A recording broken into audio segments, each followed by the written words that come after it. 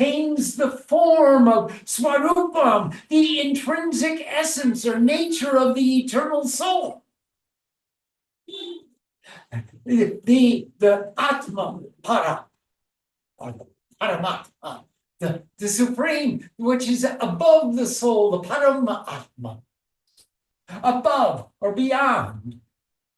If we attain self-realization, we attain the supreme form of infinite consciousness.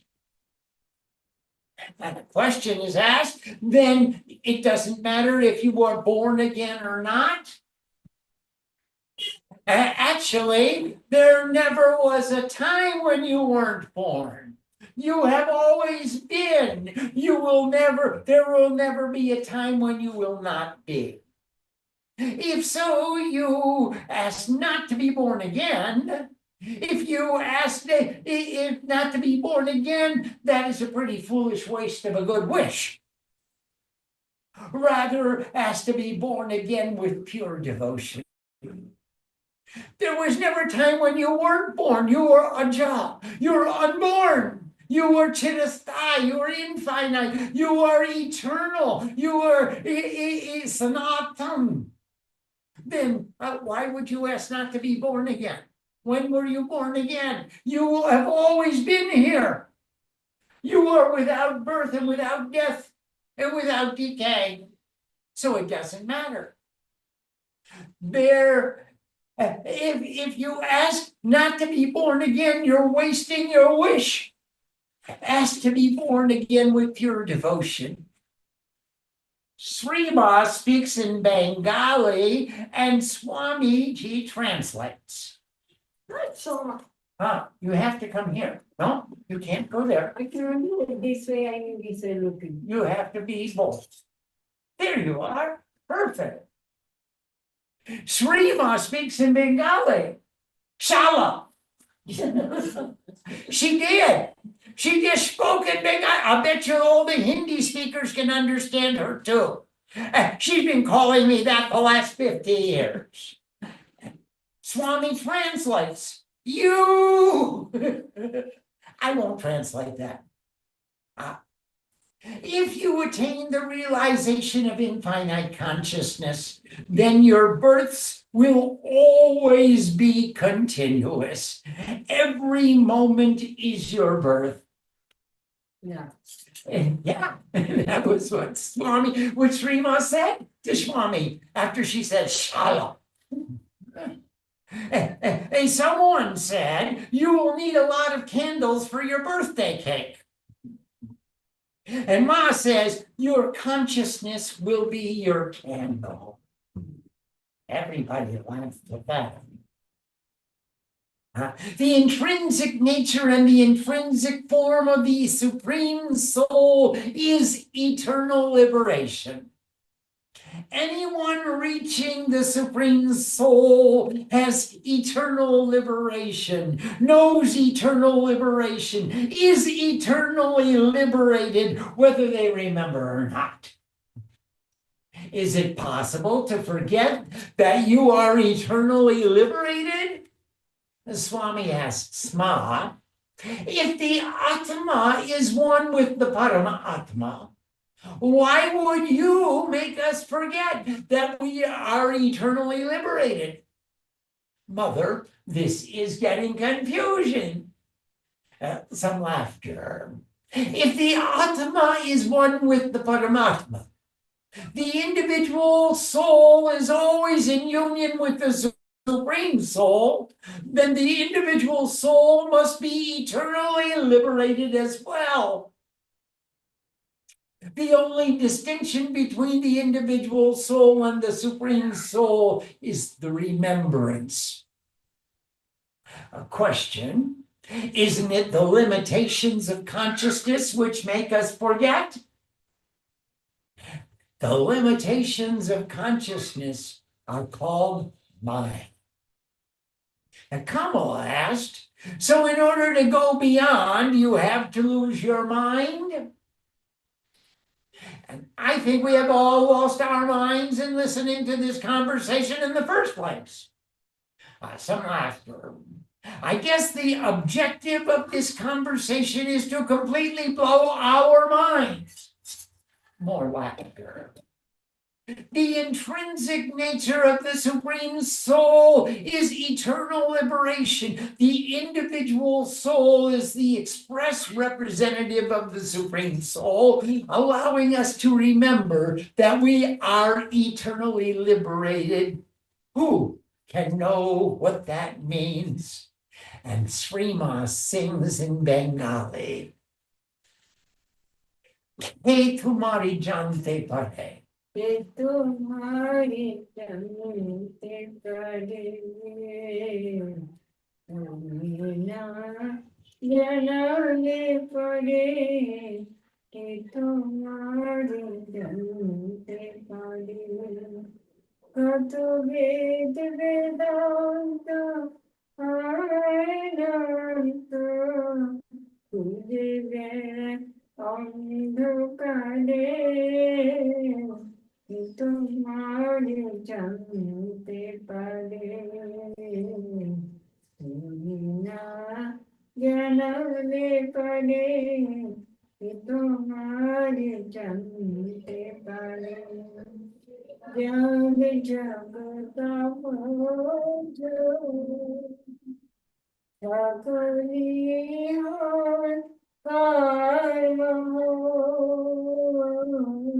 जग जग तब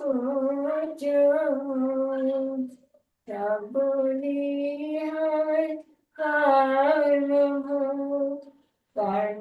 तुम्हार मनो की कर তুমি ছাড়ো কর্ম করে তোমার জানতে পারে সৃষ্টি জোড়া তোমার মায়া কায়নাইতে বলি ছায়া সৃষ্টি জোড়া তোমার মায়া কায়নাই কেবলি ছায়া মাঠের মাঝে আকাশ ধরায় ঝুলে Sarvachari Dare. তোমারে জানতে পারে তুমি না জানালে পরে তোমারে জানতে পারে তুমি প্রভু ইচ্ছা যদি তোমার ইচ্ছায় তুমি প্রভু ইচ্ছাময় যদি তোমার ইচ্ছায় অসাধ্য সুসাধ্য তারে তুমি কৃপা পালো জানে তোমার জানতে পারে তুমি না জানালে পরে তোমার জানতে পারে তব কৃপা আশা করি রয়েছি জীবন ধরে তব কৃপা আশা করি রয়েছি জীবন ধরে কৃপানা কৃপা করো এসো বসাই হৃদয় মাঝারে তোমার জানতে পারে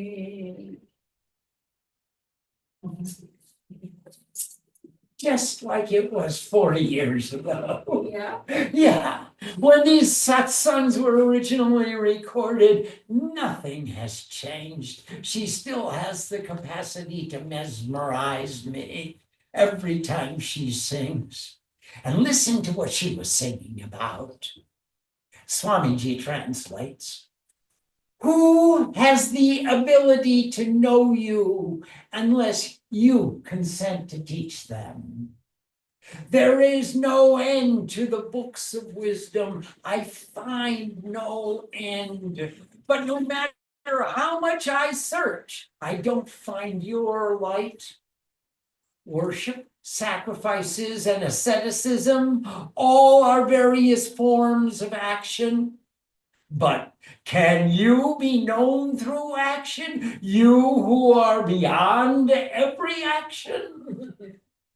The entire creation is bound by your illusion. No one knows more than reflections. But to see the mother who holds aloft the sky, who could hope to travel to such a distance? You are the Lord of all desires. And if it should become your desire, an individual can become infinite if you bless him with your grace. So I hope for your grace and want to continue throughout this life anticipating that the Lord of grace, filling me with grace, will come and purify my heart. Very well. Thank you, Ma. Would you tell us a little bit about that song, Mama? This song? Yes. What can we say? Oh, will you say that Swami Vivekananda sang it for Ramakrishna? Yes. He did? Yeah. Oh, and when Vivekananda went to meet Ramakrishna, Ramakrishna said, I heard you're a good singer. Would you sing a song for me? That can be. And that time Vivekananda sang this song, Who has the ability to know you?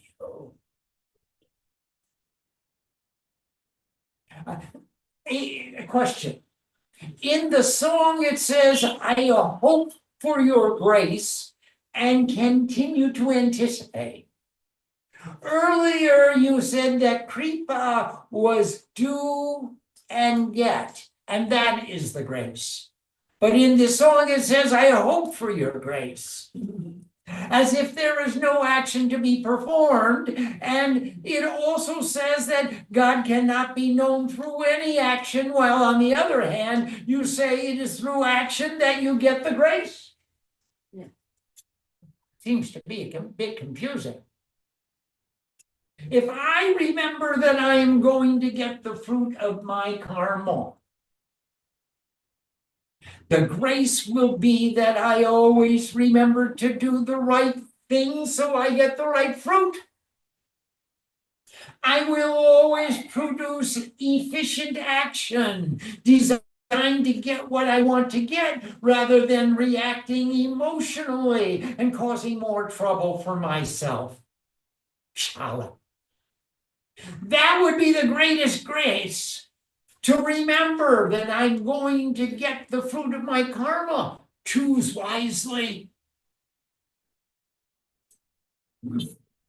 I am going to get the fruit of my karma. Please let me remember to do the right thing. That would be hoping for grace. By always maintaining that remembrance, that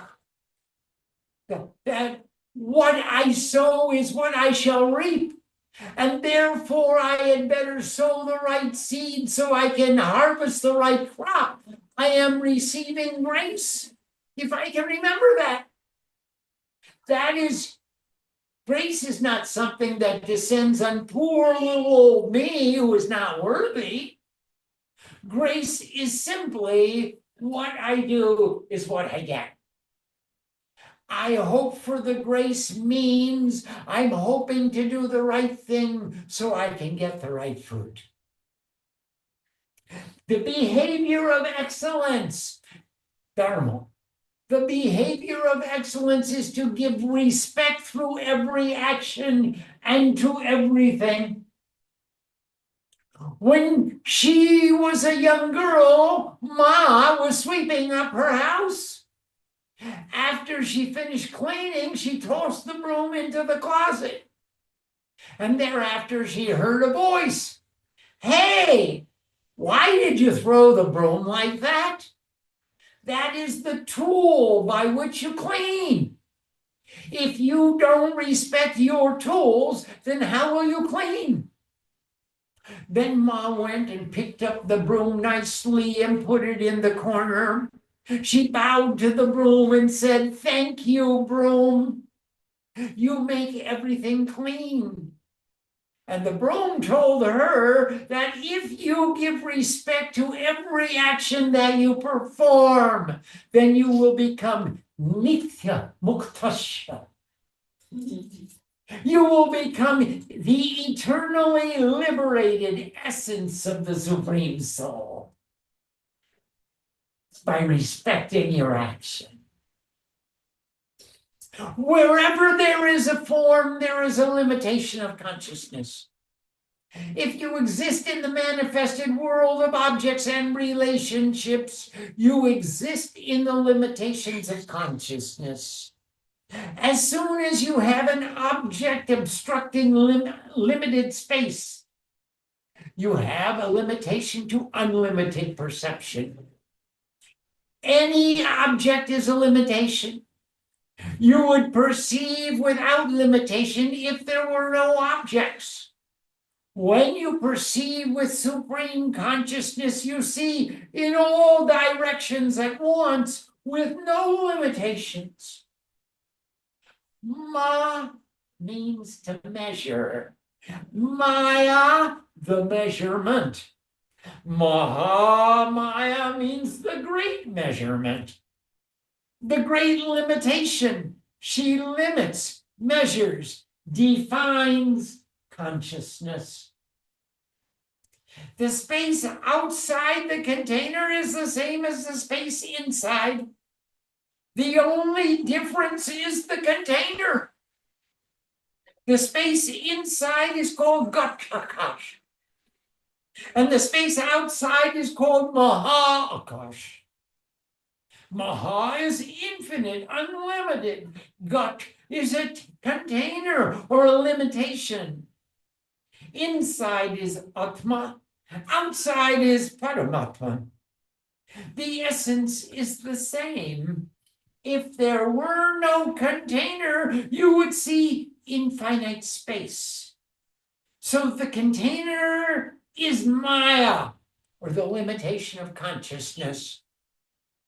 You can argue that the four walls and ceiling are a container, and beyond which is the atmosphere. But ultimately, we arrive at Mahakash, unlimited space.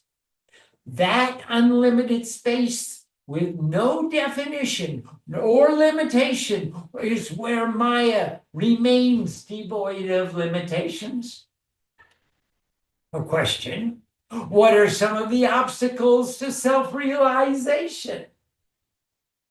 Ma says selfishness is the biggest obstacle. When selfishness comes, you will have forgetfulness and limited freedom.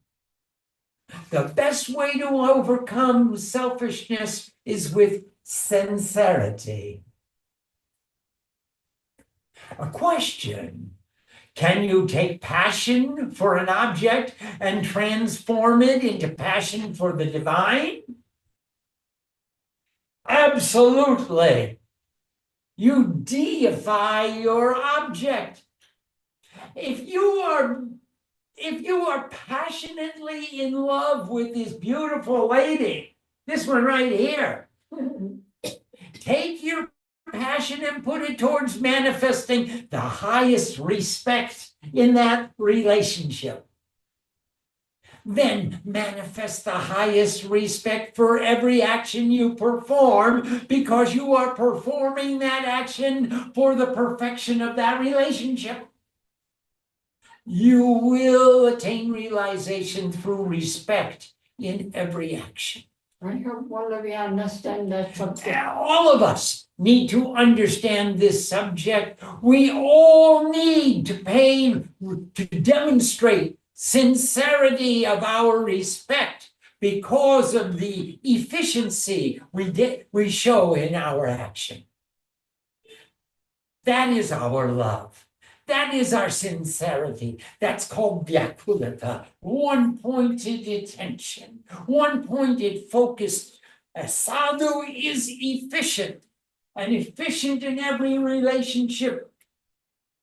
Even when he's a shala, he becomes efficient in his love. You will attain realization through respect in every action. In fact, that is the way to attain such realization, to fall in love with somebody or something so much with such sincerity that you make a real commitment and you start acting as if you believe in what you're doing. You believe that your divinity, you make that your divinity, and pretty soon that concept of divinity gets bigger and bigger. And that is why we attach ourselves to a guru. That is why we attach ourselves in marital relationships. The whole purpose of a marriage is to be a constant reminder to one another to maintain the attitude that one's partner is divinity made manifest.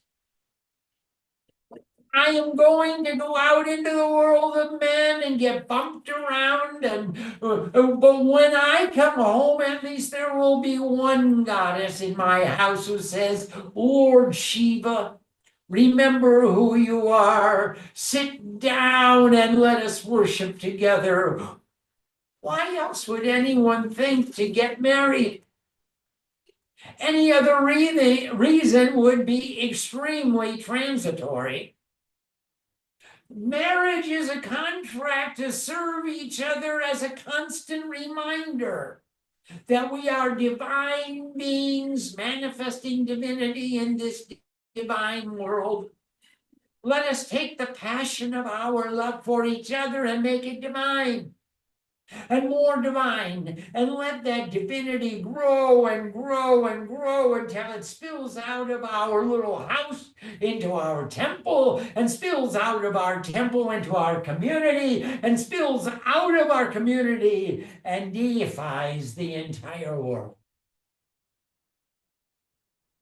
The Mahanirvana Tantra says that a father should not allow his daughter to marry until she knows how to fulfill her obligations to her husband and family, how to serve them and love them in such a way that the entire family can manifest their highest ideals of perfection. What is that behavior of a woman which will bring an entire family to perfection? For women, there is no necessity to go on pilgrimage, to fast, or to do any other like acts, nor is there any need to perform any devotional actions except that which consists in the service of their husbands. And that's chapter 8, verse number 100. For a woman, her husband is the place of pilgrimage, the performance of penance, and giving alms, the carrying out of vows, and her spiritual teacher. Therefore, a woman should devote herself to the service of her husband with her whole self. Chapter 8, verse 101. She should ever, by words and deeds of devotion, act for the pleasure of her husband, and remaining faithful to his behest, should please his relations and friends. That's chapter 8, verse 102. This is Mahanirvana Tantra. A woman whose husband is her spiritual discipline should not look at him with hard eyes or utter harsh words before him. Not even in her thought should she do anything which is displeasing to her husband. 8:103. She who by body, mind, and word, and by pleasant acts ever pleases her husband attains to the abode of Brahman. 104. One might ask, why do they only speak of women? And the answer is, they don't. The householder should cherish his wife, educate his children, support his kinsmen and friends. This is the eternal ideal of perfection. 835. For their sake, innumerable pain should be undergone. With all of one's ability, they should be pleased. This is the eternal ideal of perfection. 837. That man who in this world turns his thoughts to Brahman and adheres faithfully to the truth is above all a man of good deeds. Such a one knows the Supreme and is blessed in all the worlds. Chapter 8, verse 38.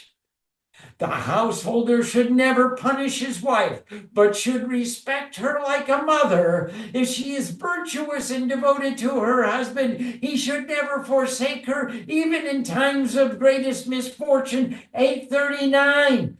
By riches, clothes, love, respect, pleasing words, one's wife should be satisfied. The husband should never do anything displeasing to her. Verse 8, number 42. Chapter 8, verse number 42. O Maheshwari, that man whose wife is both faithful and happy is surely looked upon as if he had performed all dharma and is truly thy favorite also. Chapter 8, verse 44. And in the 74th verse of Lolita Trishati, it says so nicely, Shoiva namam pishaktanam chakanan cha parasparam avina baba sambandhan yojanate sachakrabit.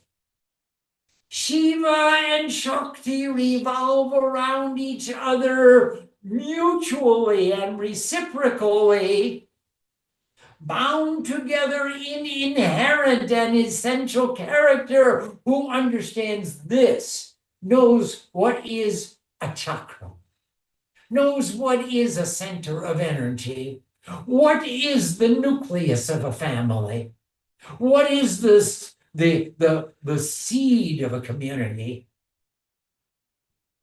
The purpose of marriage is to become the divine couple, in other words, Shiva and Shakti, and therefore couples are bound together in inherent and essential character, mutually and reciprocally. If a man puts down his Shakti, he destroys his own energy.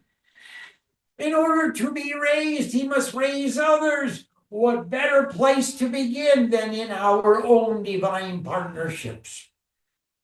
Ma says, that would be wonderful. Everybody should remember why they got together in the first place. It wasn't just a little passion, but it was the big passion, the sincerity of making a commitment between each other and God and working together to remind each other constantly that we are divine beings in this divine world, without which it sure gets old fast, doesn't it? It sure is easy to lose the point. Ma shouts, please do it! And there was laughter. You are going to wake us up and remind us. That will be good. So we take the little passion and make it bigger and bigger until we become really sincere. And then we cultivate that sincerity with knowledge, and we start to practice it so we can remind each other of our divinity every day. Yeah, wow. Nitya Muktasya Paramatma Swarupam. Om Sam Saraswati Namaha. Namaste. Thank you all. Number 13. The next one, Sutra number 14. You're on number 13, Sri. Yes. This is Sutra number 13. Yes. We will tell to the whole world, Mother. We all need to remind ourselves regularly. In Sutra number 13, Kashyap says to the whole world, Nitya Muktasya, who is eternally liberated, Paramatma Swarupam. He is, she is, they are the intrinsic nature of the Supreme Soul of all divinity. Paramatma Swarupam. They are his own form. The intrinsic nature of the Paramatma is Nitya Muktasya. Om Sam Saraswati Namaha. Namaste. Thank you, everybody, for joining us. Could you hand me the telephone? Thank you all. You can switch on your camera. Thank you, everybody. Let's see if we can say hello to everybody. Oh, hello, everybody. There's I can see some of the people. There's Horish and Gopi, and there's some sticker over there. There's Jasmine and Krishna and Jen and Grame. That's on page 1. Well, namaste, everybody. Thank you so much for joining. Oh, let's see if we can turn this around and show you what Srima actually looks like. There she is. Oh, hello. Jai Ma. Pranam, everyone. Thank you for Pranam. joining us. Thank you. Pranam, Swami. Jai Ma. Jai Ma. Jai Ma. Pranam. Very beautiful. Hey, go. Jai Maxima. Jai Ma. Thank you all for joining. We will see you tomorrow, same time. Have a great day. Thank you, Thank Swamiji. you, Ma.